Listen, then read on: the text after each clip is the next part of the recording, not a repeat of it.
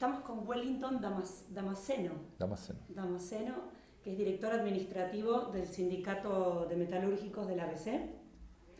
En primer lugar, ¿cómo están viviendo este momento, estos días previos a la elección, que es en 2 días? Mira, claro que son días de mucha tensión a causa de la polarización en Brasil. No que Bolsonaro y Lula sean polos iguales, pero hay una radicalización por parte de la derecha y la extrema derecha en Brasil, principalmente a causa de las armas que Bolsonaro dejó a la gente, né? Las personas están armadas y tienen un clima también de odio. Então, esto hace com que sobretudo esta semana, nosotros nos quedamos un poco más preocupados como será el proceso hasta el día de las elecciones y cómo será después de las elecciones. Sobre todo a causa de la seguridad de las personas. Las personas tienen que tener garantías que se puede votar en segurança, con seguridad, sin tener miedo por su vida o de su familia, poder hacer la opción democrática que quiere y volver para su casa sin ningún mal. Pero hay mucha gente que utiliza celular y las redes para poner miedo en las personas. Claro. Y yendo al gobierno de Lula, metiendo más en la pata sindical en este momento, ¿qué significó para ustedes Lula o qué significaron esos años, esos gobiernos de Lula para el sindicato de metalúrgicos? Mira, el periodo Lula fue un resgate del movimiento sindical y de la industria brasileña. Nosotros veníamos de la apertura hecha a cualquier modo por Collor, después un gobierno muy liberal con Fernando Henrique y que destruyó muchas empresas y aumentó mucho el desempleo en Brasil. Claro. Y con reducción de sueldos y reducción de derechos. Cuando viene Lula, la economía se recupera.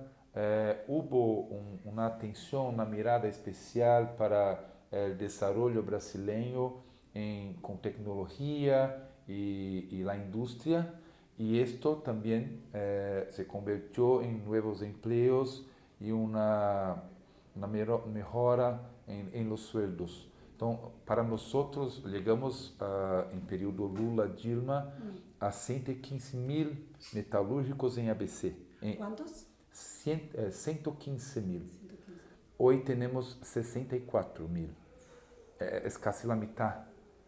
Então, mira, é uma diferença muito larga quando se tem governo que tem esta mirada para a importância da indústria e da gente que trabalha, desta preocupação com empleos e direitos e, claro, sueldo para que as pessoas tenham condições de comprar e movimentar a economia local, pero também quando se tem governo que deixa al mercado, que não se sabe quem é e se está em Brasil ou em qualquer outro sítio do mundo, esto deixa os trabalhadores muito vulneráveis. Y claro, hay una cosa, no está en la pregunta, pero sí. ¿Me permites? Cuando Dilma es golpeada y entra Temer, él hace algunas reformas, algunos cambios en la legislación y en los contratos de trabajadores que bajan las garantías, los derechos y también la fuerza de organización de los sindicatos. Hubo un ataque muy fuerte contra los sindicatos. La reforma laboral de Temer. Sí. ¿Y eso qué significa concretamente? Es decir, ¿qué puntos específicos significan esa reforma?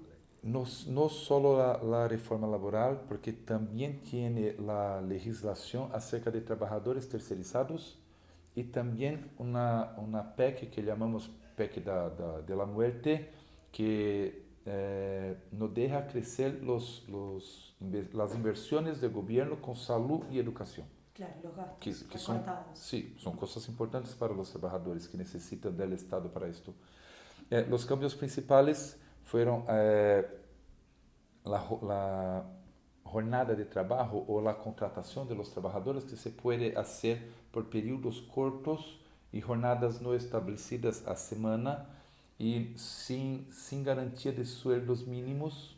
Esto es una cosa muy prejudicial. Sí. También la posibilidad de trabajador individualmente negociar derecho con el dueño del sitio, con su empleador.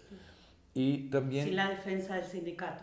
Claro, claro. Y no necesita hacer algo colectivo o aprobado en una asamblea. Se puede hacer individualmente.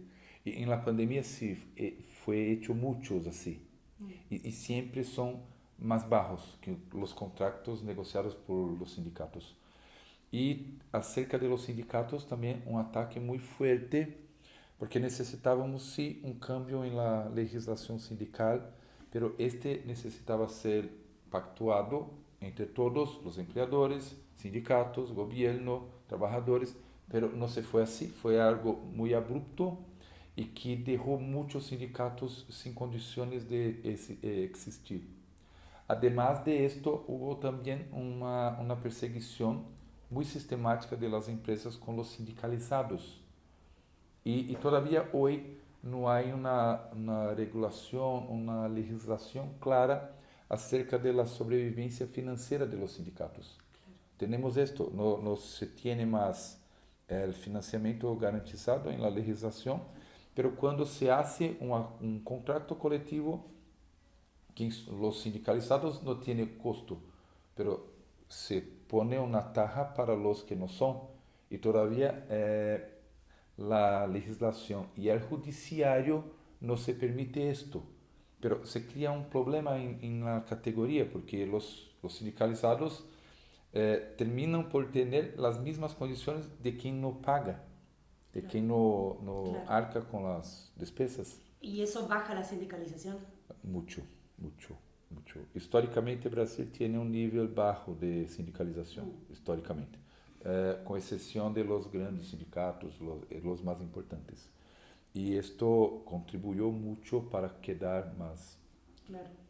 ¿Y la protección sindical que decías? Es decir, no existe. ¿El delegado tiene protección sindical para representar en la fábrica a los trabajadores? No, lo que tiene los 7 miembros de la ejecutiva del sindicato, tiene la garantía por su mandato, pero los otros no. Cuando tiene fuerza para negociaciones, tú amplías esto y tiene más gente representando los delegados, los dirigentes. Acá en ABC llamamos comités sindicales, sí.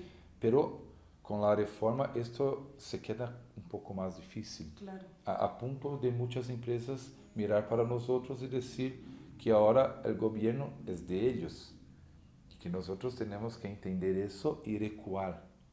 Entonces, esto es uno de los grandes maleficios de Temer, pero que él dejó para Bolsonaro hacer el resto. La reforma de las jubilaciones es un buen ejemplo de otro ataque a los trabajadores, no en la organización, pero para jubilación, para beneficios sociales. ¿Qué significa esa reforma?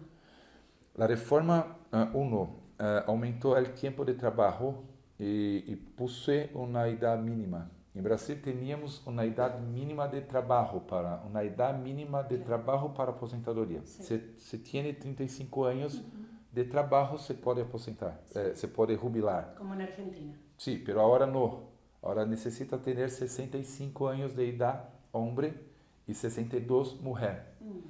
No, tiene que tener 15 años de contribución, 15 años de trabajo. Pero se tiene 15, tú recibes un sueldo menor. Para tener un sueldo mayor necesitas tener 40 años de trabajo y 65 años de edad. Esto es la principal. Pero las actividades que tienen riesgo, periculosidad, tenía un cálculo también distinto para quedar el tiempo menor. Sí, porque estás más expuesta, tiene riesgo, la salud es más perjudicada. Claro. No existe más. También el acceso a los beneficios sociales para la gente que gana muy poco o no tiene contribución o la renda de la familia no es salario mínimo al medio. Y esto también se quedó un poco más difícil. Y otras cosas más como la posibilidad de refisar un beneficio que tú recibes a causa de un accidente o una estabilidad en la empresa a causa de lo mismo. Y se puede hacer el cancelamiento por parte de INSS, que es la organización de gobierno que dirige las jubilaciones, sin necesitar una pericia presencial. Se puede hacer esto de forma online o virtual. Claro. Y en ese sentido, bueno, ustedes están muy presentes en la campaña por Lula. ¿Han hablado con él de esto? ¿Hay expectativas sobre que estos puntos puedan revertirse? Mira, Lula conoces muy bien este sindicato, esta categoría y la gente trabajadora de este país. Una de las mayores esperanzas que tenemos es porque Lula sabe la importancia que tiene el empleo para el trabajador y la industria y la actividad económica para tener empleos y más trabajadores. Esto es algo que Lula sabe, tiene el tacto para esto. Mira, nosotros creemos que las primeras cosas que Lula necesita hacer, es claro, es combater la hambre que tienen las personas. Las personas están pasando hambre en Brasil. Hay un problema gravísimo con la gente en las calles porque no tiene dónde se quedar. Entonces, un programa emergencial y hacer con que la economía se movimente es la primera cosa que necesita hacer. Pero tenemos algunos compromisos de él con nosotros. Claro, es la revisión de la reforma laboral. Necesitamos hacerlo. No es solo una revoga, pero necesitamos sentar juntos en la mesa, trabajadores, empresarios, universidad, gobierno, y hacer una discusión muy seria qué trabajo queremos en Brasil y cómo queremos llegar a un Brasil que sea justo para los trabajadores, pero que también tiene productividad y lucratividad para las empresas. Ok, está cierto. Entonces, necesita pactuar. Lo que tenemos ya acuerdo, que se haga. Lo que no tenemos, que se haga las discusiones necesarias para esto. Necesita hacer algunos cambios ya inmediatos en la reforma de la jubilación.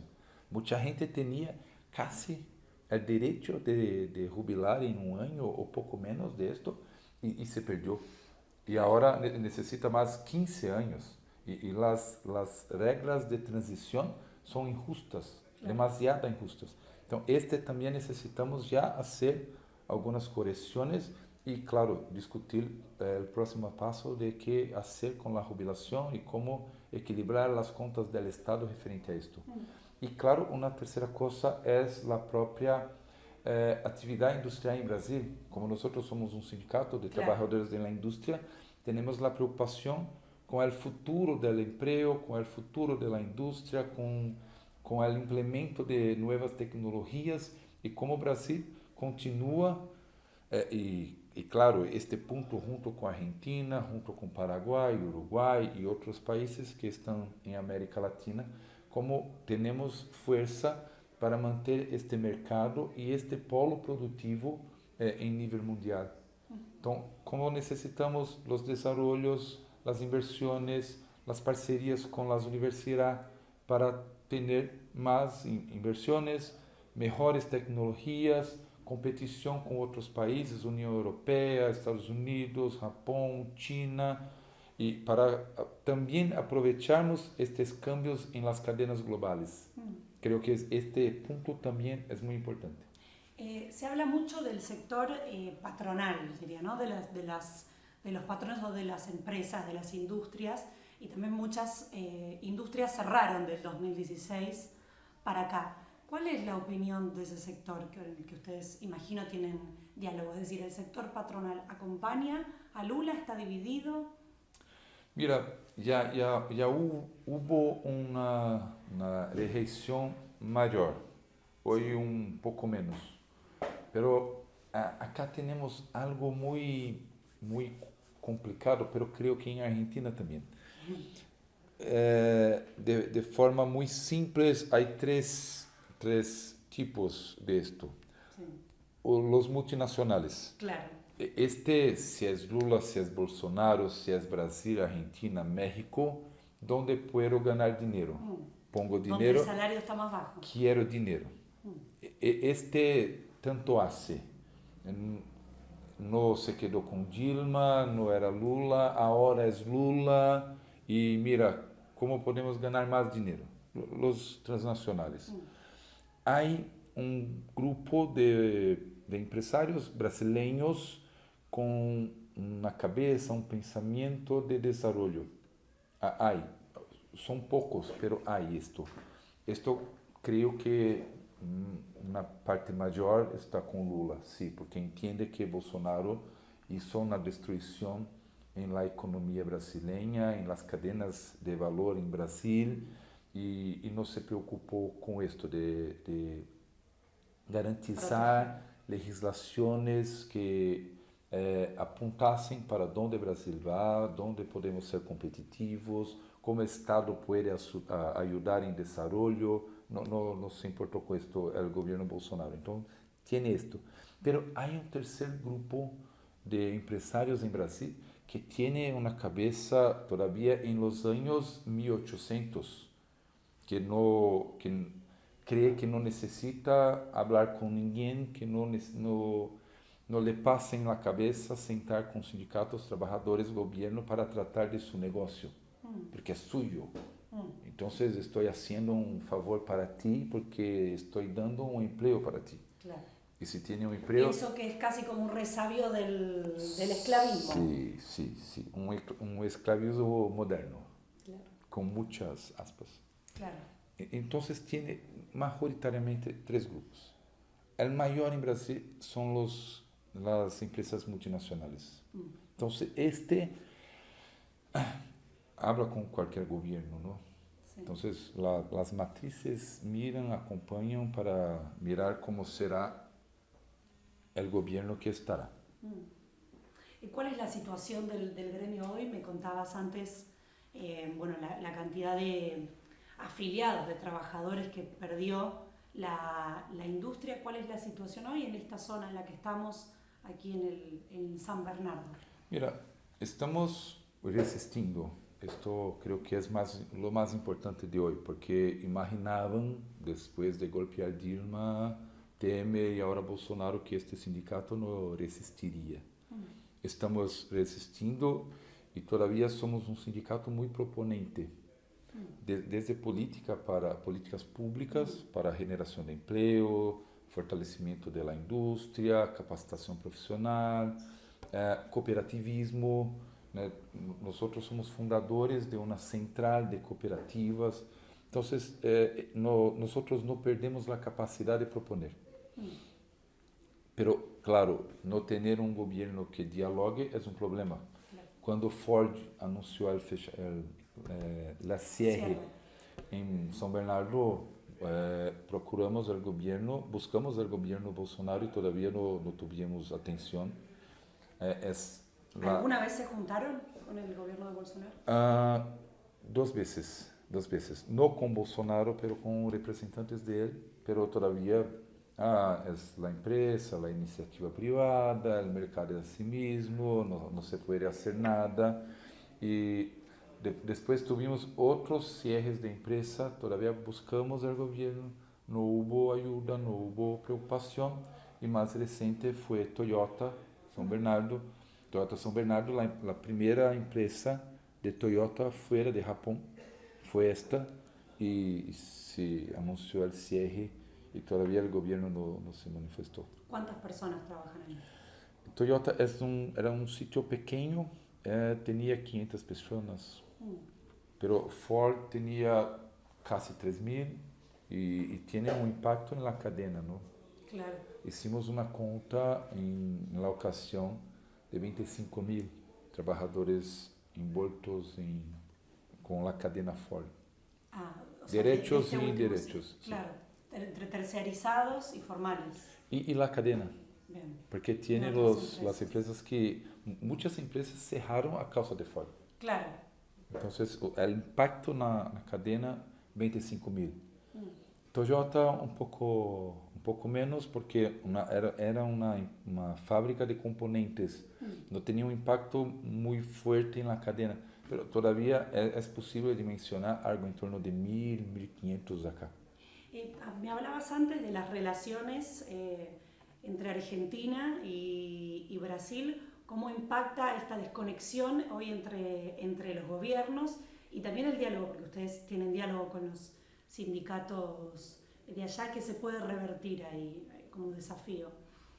Creo que sí, porque Argentina y Brasil tienen una industria, y no solo una industria, pero una economía muy interdependiente una de la otra. Cuando Macri con Bolsonaro se quedaron en lo mismo periodo, tenía una agenda muy parecida, muy semejante, pero esta agenda no hubo beneficios para ninguno de los dos países en las relaciones bilaterales. Claro. Cuando asume Fernández con Bolsonaro, Bolsonaro tiene una agenda muy ideológica. No piensa en el país, en la economía y qué se puede hacer no como gobierno, pero como Estado brasileño y argentino. Entonces, esto se perjudicó mucho las relaciones y los cambios, a punto de las empresas también hacer reclames a causa de esto. Claro. Nosotros creemos, y estas conversaciones que tenemos con los argentinos, que ya teníamos en las redes sindicales, en los comités mundiales de las empresas que tienen en los dos países, estos intercambios, estas conversaciones nos apuntan que un gobierno que entiende la importancia del diálogo, de la conversación, del crecimiento mutuo, del fortalecimiento de la región para negociar con otras regiones, esto puede facilitar mucho el desarrollo de Brasil y de Argentina y el crecimiento de ambos. Y claro, creo que necesitamos ser un poco más ousados en este momento. El mundo está cambiando mucho rápido y nuevas formataciones están surgiendo. COVID fue un ejemplo, pero ahora la guerra Ucrania-Rusia también. Los países están buscando alternativas, sea energéticas, sea de comida, sea de componentes, como ahora tenemos el problema de semiconductores. Creo que América del Sur, pero América Latina como todo, tiene una oportunidad muy larga de crecer en este momento. ¿Ser más osados qué significaría? Hacer acuerdos un poco más fuertes. Creo que necesitamos discutir nuestras fronteras. El punto que digo es logística, cómo mejorar la logística entre nosotros, porque somos vecinos, no hace sentido que las cosas lleguen más baratas de Europa do que de acá, siendo que estamos vecinos. Creo que necesitamos, no sé si tener una moneda única, pero que nuestros cambios sean en nuestras monedas y no en dólar. Claro. Creo que es una manera de nosotros nos libertar de esta fluctuación que tiene el mundo y que afecta a nosotros, pero con productos locales. Todavía podemos hacer esto con nuestras monedas. ¿Cómo integrar las cadenas globales de nuestros países? ¿Cómo integrar la red de energía o gas o cualquier cosa así? Entonces creo que podremos avanzar mucho. Creo que este es el cambio que digo, que necesitamos ser ousados. El comercio ya existe hace mucho tiempo. ¿Qué podremos hacer además de esto? Claro. Contanos dónde estamos, porque este es San Bernardo, la zona del ABC. ¿Qué es esta zona? Mira, ABC fue, llamamos del verso de la industrialización, de donde verso es donde se pone el niño. La cuna. La cuna. Es la cuna de la industria y del movimiento sindical en Brasil. Tiene estos dos. Y claro, ahora también es la cuna de Lula. Acá es donde, porque mira, el Brasil se empieza a desarrollar, a se urbanizar a partir de las playas y estamos muy cerca del Puerto de Santos, el principal puerto de Brasil. Entonces, esto es un ventaja logística, pero también un ventaja para el desarrollo. Acá empezó antes de São Paulo. São Paulo se industrializó y se urbanizó después de nosotros. Pero estamos entre São Paulo y Puerto de Santos. Cuando Brasil hace la industrialización en los años 50, 1950, las empresas vienen para acá. Entonces, Volkswagen, Toyota, Mercedes, Scania, Ford y otras tantas vienen para acá. Y esta región fue una efervescencia porque tenía mucha gente, muchos trabajadores y muchos inmigrantes también. Claro, por eso es portuario.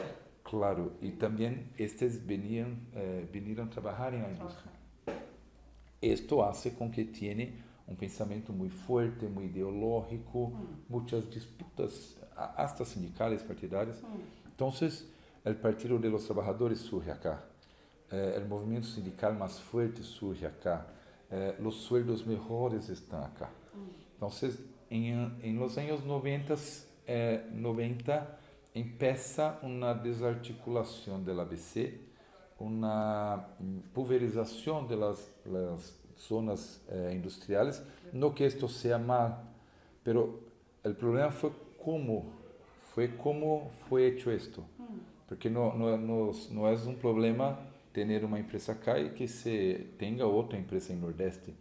El problema es que se abre una empresa en Nordeste para pagar sueldos menores, no pagar tajas al gobierno y cerrar esta. Este es un problema. Hizo mucho esto. Muchas empresas del ABC salieron o cerraron a causa de esto. Pero es una región muy simbólica. Muy simbólica. A punto de Lula empezar su campaña ahora para las elecciones acá. Acá en Volkswagen, muy cerquita. Sí, yo estaba allá. Empezó acá y esta semana hubo una conversación de Bolsonaro venir al ABC y él no vino. Porque él quería venir para hacer una fronte, pero lo aconsejaron a no venir. Claro, podía salir muy mal. Sí. Para él. Porque es una región, no voy a decir que es enteramente petista, pero tiene una tradición de lucha y de movilización, de defensa de los trabajadores muy fuerte. Por último, cuando Lula va preso, él estuvo en esta esquina acá del sindicato con los trabajadores. Previo a eso, de hecho, de esta ventana, la ventana que se ve acá atrás de donde estás vos, ¿recordás ese día? Sí. Estos días fueron días muy duros. Porque cuando sale el orden, el Lula nos llama y dice, voy al sindicato. Nosotros estaba cada uno haciendo una cosa. Venimos todos para acá. Entonces, cuando él llegó, la dirección ya estaba acá. Claro que no teníamos estructura para tenerlo por 3 días, pero se armó y la gente vino. Estas calles alrededor del sindicato se quedó llena de gente. Estas oficinas y todo en sindicato se quedó llena de gente y fue una cosa loca. Y Lula hizo el pronunciamiento antes de ir a la cárcel de acá, en esta calle. Mucha gente acá en esta pantalla para mirar. Y después vino para acá. Y para salir de acá fue también una tarefa muy ardua porque la gente no quería dejarlo salir, ¿no? Dejarlo ir a la cárcel. Entonces fue también mucha estrategia de dónde salir, cómo salir para poder llevarlo a la policía. Fueron días duros, pero también cuando él sale de la cárcel, se viene acá y también fue días muy locos, con mucha gente, más gente todavía, pero dias felizes, ¿no? Sí. Días más tranquilos. Wellington, gracias. No hay de qué, un placer hablar con la radiográfica. Muchas gracias. Es Wellington Damasceno, director administrativo del Sindicato de Metalúrgicos do ABC.